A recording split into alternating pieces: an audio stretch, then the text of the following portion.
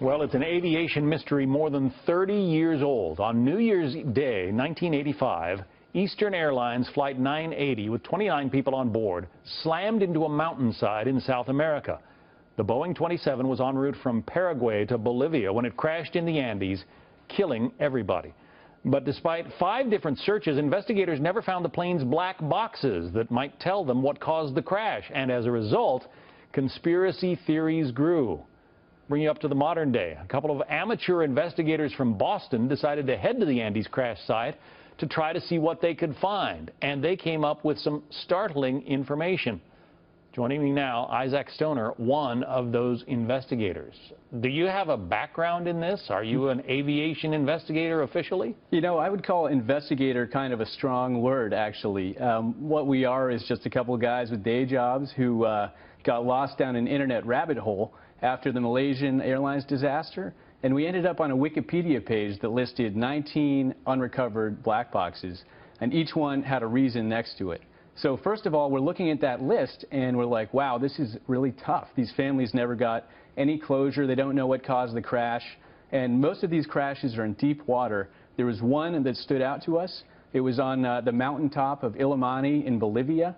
And the reason for for the black box never being recovered was simply listed as inaccessible terrain. But there had been, what, 4 or 5 expeditions that tried to find the boxes. They never even found the wreckage, right? So we thought inaccessible terrain was a bit of a challenge, that thing that was listed on the Wikipedia page.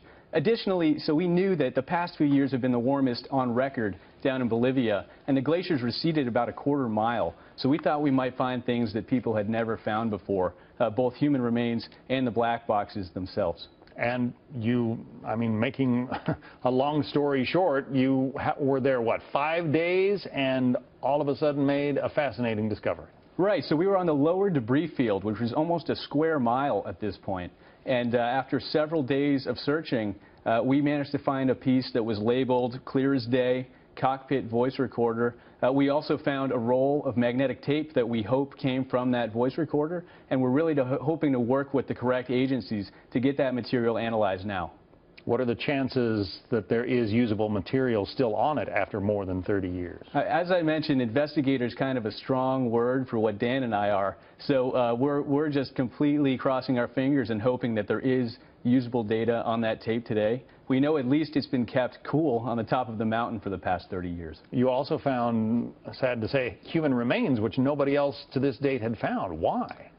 So unclear. Really, there are many conspiracy theories surrounding the flight. We like to keep our hypotheses a little bit grounded in data.